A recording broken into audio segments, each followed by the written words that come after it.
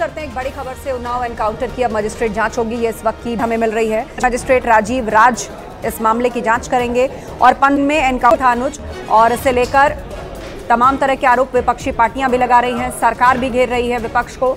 इसे लेकर कुल मिलाकर राजनीति तेज है, लेकिन इस सब के बीच इस एनकाउंटर को विपक्ष लगातार फर्जी ठहरा रहा था और जांच की मांग की जा रही थी। और अपडेट ये कि अब अनुज प्रताप सिंह एनकाउंटर मामले की जांच होगी। डीएम ने मजिस्ट्रेट जांच के आदेश दे दिए हैं। 15 दिन में इस एनकाउंटर की जांच पूरी की जाएगी। सुल्तानपुर डकैती मामले में शामिल था अनुज प्रताप सिंह। 23 सितंबर को यह एनकाउंटर हुआ था, जिसके बाद विपक्ष लगातार सरकार पर हमलावर है। विपक्ष इसे फर्जी बता रहा है और इस पर लगातार सवाल उठा रहा है, जिसके बाद अब अपडेट सामने आया है कि उन्नाव एनकाउंटर मामले की अब मजिस्ट्रेट जांच की जाएगी। तो सुल्तानपुर में जो डकैती हुई उसमें शामिल था अनुज प्रताप सिंह, और उसी का ही सीसीटीवी फुटेज जो है वो इस वक्त स्क्रीन पर आप देख रहे हैं। और इस घटना के बाद आरोप ये लगाया जा रहा है कि अनुज का एनकाउंटर हुआ नहीं है, बल्कि उसको मारा गया है, उसको गोली मारी गई है, उसका एनकाउंटर किया गया है। और उसे लेकर अब मजिस्ट्रेट जांच के आदेश दे दिए गए हैं। डीएम ने मजिस्ट्रेट जांच के आदेश दिए हैं। 15 दिन में ये इन्वेस्टिगेशन पूरी करनी होगी और सिटी मजिस्ट्रेट राजीव राज इस मामले की जांच करेंगे। तो इस वक्त की बड़ी खबर, अनुज गुप्ता से इस पर अपडेट लेते हैं। अनुज, 15 दिन में इस मामले की पूरी जांच की जाएगी, लेकिन इस बीच विपक्ष इस पूरे डकैती कांड और एनकाउंटर को लेकर किन बिंदुओं पर सवाल खड़े कर रहा है? जी बिल्कुल, आपको बता दें कि ये उन्नाव के अचलगंज में जो मुठभेड़ हुई थी उसको लेकर डीएम ने मजिस्ट्रेट जांच के आदेश दिए। इसमें कहा गया है कि मानवाधिकारों का कहीं से दुरुपयोग तो नहीं किया गया। इसके साथ ही ये भी देखा जा रहा है कि कहीं अपराधी को पहले से बैठा के फिर उसके बाद उसका एनकाउंटर नहीं किया गया। इन सब बिंदुओं को लेकर पूरे मामले की जांच के आदेश दिए गए हैं। डीएम गौरांग राठी के आदेश पर ये जांच सिटी मजिस्ट्रेट राजीव राज को दी गई है। उन्हें 15 दिन में ये जांच पूरी करने के निर्देश दिए गए कि 15 दिन के अंदर इसकी जांच पूरी हो जाए। इसके साथ ही आपको बता दें कि सपा अध्यक्ष अखिलेश यादव ने इस पर सवाल उठाया था, जिसके बाद प्रशासन भी इसको लेकर सख्त नजर आ रहा है कि एनकाउंटर की जांच के आदेश दिए गए हैं। बहुत बहुत शुक्रिया अनुज आपका हमारे साथ जुड़ने के लिए, जानकारी तक पहुंचाने के लिए। और अब खबर ग्रेटर नोएडा से, जहां पर प्रॉपर्टी खरीदने के लिए कुछ दंपतियों ने बड़ा फर्जीवाड़ा किया। क्या है वो फर्जीवाड़ा, एक रिपोर्ट के जरिए आपको दिखाते हैं।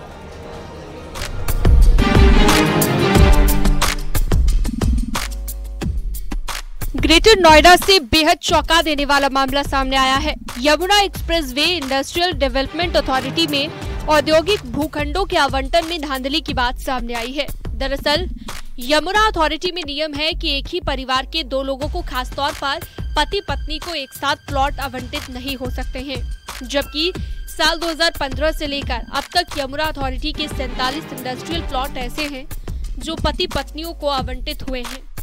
ऐसे में उन्हें प्लॉट सरेंडर करने पड़ते, लेकिन लोगों ने अपने प्लॉट बचाने के लिए इसका भी एक तरीका निकाल लिया।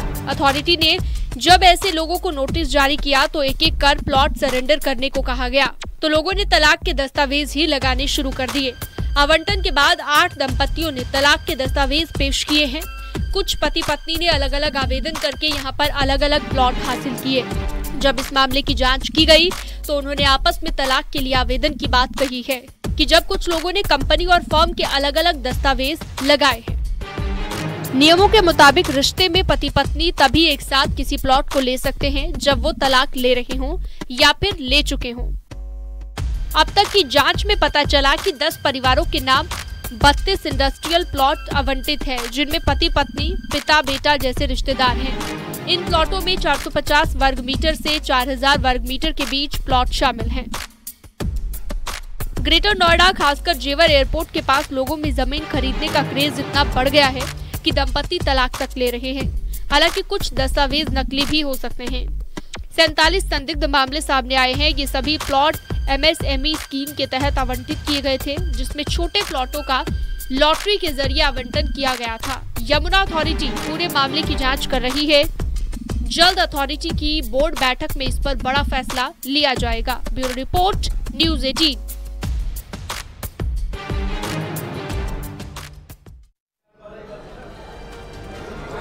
रायबरेली में पुलिस ने एक ऐसे गैंग का पर्दाफाश किया है जो कि रंगदारी और वसूली करने के लिए, चोरी करने के लिए उन्होंने 3 चोरों की आउटसोर्सिंग की। पुलिस कैसे इन तक पहुंची है, कैसे इनका पर्दाफाश किया है गैंग का, देखिए इस रिपोर्ट में।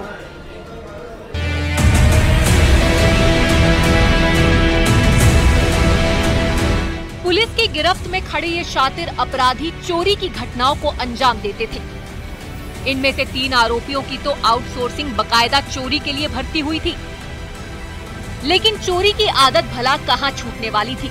पुलिस ने इनकी धरपकड़ कर ली और उसके बाद तो इनके तार रंगदारी गिरोह से जुड़े पाए गए। पुलिस के मुताबिक रंगदारी करने वाले गिरोह ने इन्हें अपने गैंग में शामिल किया था, क्योंकि इनका बैकग्राउंड चोरी का रहा है। इस गैंग की प्लानिंग अरबों रुपए की जमीन को हड़पने की थी, जिस पर इस गैंग ने काम भी शुरू कर दिया था, लेकिन ये अपने मंसूबों पर कामयाब नहीं हो पाए। मामला गुरबख्शगंज थाना इलाके से जुड़ा हुआ है। रजवापुर गांव में सूरज यादव नाम के एक युवक को चोरी के शक में पकड़ा गया था। ग्रामीणों ने उसे पुलिस के हवाले किया। जब उससे पूछताछ हुई तो मामला अरबों रुपए की जमीन को लेकर रंगदारी से जुड़ा पाया गया। ये दिनांक 24 तारीख को एक अभियोग पंजीकृत हुआ गुरबख्शगंज थाने में रायबरेली में, और यह बीएनएस की धारा 308 एक्सटॉर्शन की और 111 संगठित अपराध की और 117 जो चोरी के संपत्ति रखने का की धारा इसमें अभियोग पंजीकृत किया। घटनाक्रम इस प्रकार है कि एसपी महोदय के निर्देशन में जो चेकिंग अभियान चल रहा है उसमें 3 अभियुक्त पकड़े गए थे और उसका दूसरा साथी भी पुलिस ने उसको पकड़ा। और हम पूरे रायबरेली में जो चोरी की घटनाएं हो रही हैं और इनका आपराधिक इतिहास पूरी तरह से चोरी और लूट जैसी धाराओं में था। दरअसल रायबरेली के रहने वाले आरोपी नीरज पांडे और सूरज यादव की नजर लखनऊ की अरबों की जमीन पर थी। उन्हें पता चला कि यश इंफ्रा बिल्ड के मालिक मित्तल दंपति की मौत के बाद संपत्ति से जुड़े दस्तावेजों पर हस्ताक्षर करने का अधिकार उनके ड्राइवर के पास है, जिसके बाद गैंग ने ड्राइवर को किडनैप भी कर लिया था। 5 आरोपी उसे 10 लाख का चेक देकर 18 बीघा कंपनी की जमीन बेनामा करने का दबाव बना रहे थे। इसी दौरान जो 3 आरोपी आउटसोर्स किए गए थे वो चोरी के धंधे में लग गए, लेकिन पुलिस ने तीनों को धर लिया। उनके एक और साथी को गिरफ्तार किया गया। इस पूरे इन्वेस्टिगेशन के दौरान एक तथ्य प्रकाश में आया कि सूरज यादव और नीरज पांडे ये दोनों लोगों ने आपराधिक षड्यंत्र करके 3 चोरों जो सहयोग से उनको बुलाया, प्रथम पांडे, हंसराज और तीसरा है शिवम कुमार। इन्होंने नंद किशोर कश्यप जो यश इंफ्रा बिल्ड के सिग्नेचर अथॉरिटी है, इनको किडनैप करके लखनऊ ले जाएं और उनसे सिग्नेचर करा करके ज़मीन का बेनामा कर लिया जाए। इसके लिए उन्होंने अपहरण करने का प्रयास किया, उनको एक्सटॉर्शन करने का प्रयास किया।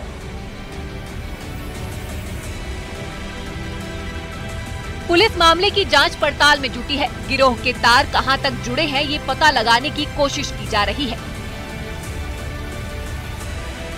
अभी किस स्तर से जुड़े हैं इसकी हम लोग तस्दीक कर रहे हैं, लेकिन ये बात सही है कि सूरज यादव ने इनको बुलाया था। ये औरा गाड़ी, हुंडई की गाड़ी से सूरज यादव ने उनको बुला करके यहाँ पे लाया था और इन्होंने यहाँ चोरी की कारित के बारे में सूचना कर रहे हैं। हमारे पास साक्ष्य एकत्रित, हम उनका पुलिस कस्टडी रिमांड लेकर करके अनावरण भी करेंगे। अभी भी जारी है। पुलिस ने इनके कब्जे से चोरी का सामान समेत कई अवैध असलहा बरामद किया है। रायबरेली से न्यूज़ 18 के लिए कृष्ण मोहन की रिपोर्ट।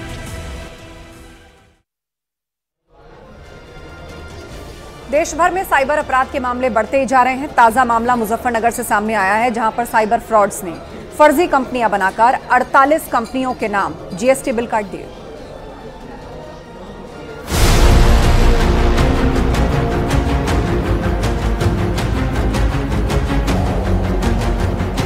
पुलिस के हत्थे चढ़े इन साइबर अपराधियों के काले कारनामे उजागर हो गए। पुलिस ने 7 आरोपियों को गिरफ्तार किया है। ये गिरोह नौकरी दिलाने का झांसा देकर लोगों के डॉक्यूमेंट ले लेता था। उनके नाम पर फर्जी कंपनी बनाई जाती थी और फिर शुरू होता था जीएसटी चोरी करने का गोरख धंधा। आरोप है कि इन शातिर अपराधियों ने देश भर में 48 फर्जी कंपनियां बनाई और 925 करोड़ के फर्जी जीएसटी बिल काट दिए, जिससे सरकार को 135 करोड़ रुपए के राजस्व की हानि पहुंचाई गई।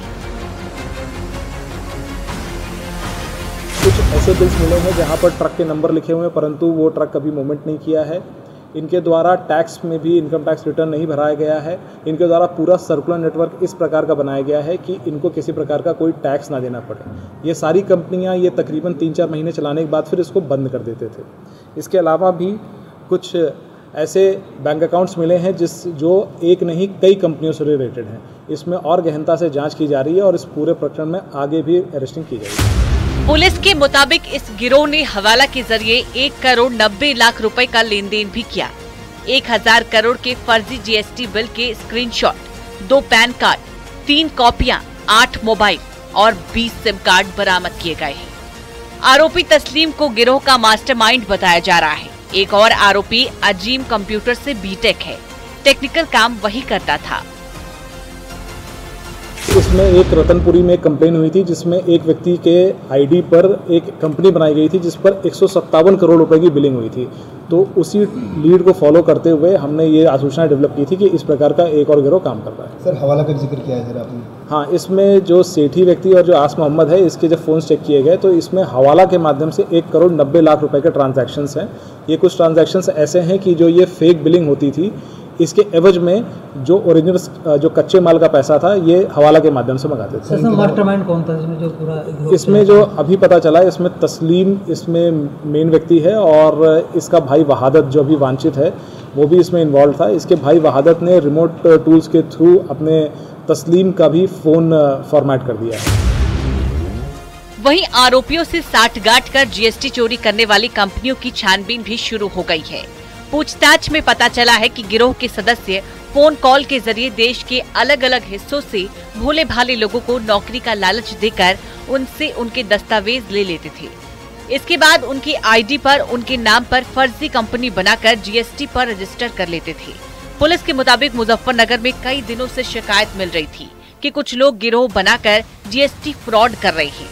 157 करोड़ की जीएसटी बिलिंग का मामला सामने आया था, जिसके बाद पुलिस ने कई टीमों का गठन करते हुए गिरोह का पर्दाफाश कर लिया।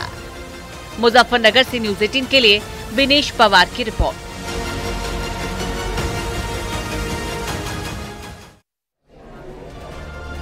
पितृपक्ष में बद्रीनाथ धाम में पिंडदान का विशेष महत्व है, जिसके बाद लोगों का हुजूम वहां पर उमड़ पड़ा है। देखिए रिपोर्ट।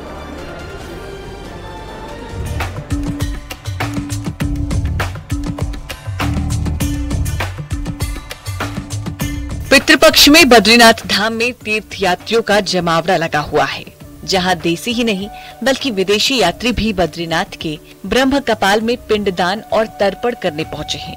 माना जाता है कि ब्रह्म कपाल में पिंडदान करने के बाद कहीं दूसरी जगह पिंडदान करने की जरूरत नहीं पड़ती और पितरों को मोक्ष की प्राप्ति हो जाती है। 7 पक्षों का अपनी एक अलग ही महत्व है। पितृपक्ष में जो है ब्रह्मा के सिर में जो है पिंडदान देने से 7 पीढ़ी का उद्धार तो होता ही होता है, लेकिन श्राद्ध पक्षों में जो भी यात्री अपने पितरों को पिंडदान देता है उसके एक अलग महत्व है। इस भूमंडल में भगवान बद्री विशाल के पावन धाम और ब्रह्म कपाल के समान कोई मोक्ष का स्थान नहीं है। यहाँ पर मनुष्य अपने पितरों को भगवान के बाल भोग से पिंड देकर उसकी जो 7 पीढ़ियों के पितर हैं उनको मोक्ष की प्राप्ति होती है। इस श्राद्ध पक्ष का एक अपना महत्व है। लोग अपनी तिथियों पर इस स्थान पर पिंडदान तर्पण देते हैं। अगर किसी को अपने पूर्वजों की वंशावली नहीं पता या अपने पूर्वजों की श्राद्ध तिथि भूल जाता है तो पुरोहितों के पास 200 वर्ष की वंशावली भी मौजूद है। इसके साथ ही बद्रीनाथ धाम में दिल्ली, हरियाणा, पंजाब, गुजरात और महाराष्ट्र के लोगों के पुरोहित मौजूद हैं, जो उन्हें पिंडदान और तर्पण कराते हैं। ये मतलब 3-4 पीढ़ियों पे हम लोग खड़े हुए हैं। हर क्षेत्र के यहाँ पे जो भी पुरोहित हैं वो सारे देवप्रयाग समाज के हैं। देवप्रयाग समाज के हैं और हर किसी के पास वंशावली 100 साल पुरानी, 50 साल पुरानी पुरखों के नाम मिलेंगे। बद्रीनाथ धाम के ब्रह्म कपाल में पिंडदान और तर्पण करने का विशेष महत्व है और यहाँ पहुंचकर लोग अपने पितरों का पिंडदान और तर्पण करके उन्हें मोक्ष दिला रहे हैं। बद्रीनाथ धाम से न्यूज़ 18 के लिए नितिन सेमवाल की रिपोर्ट।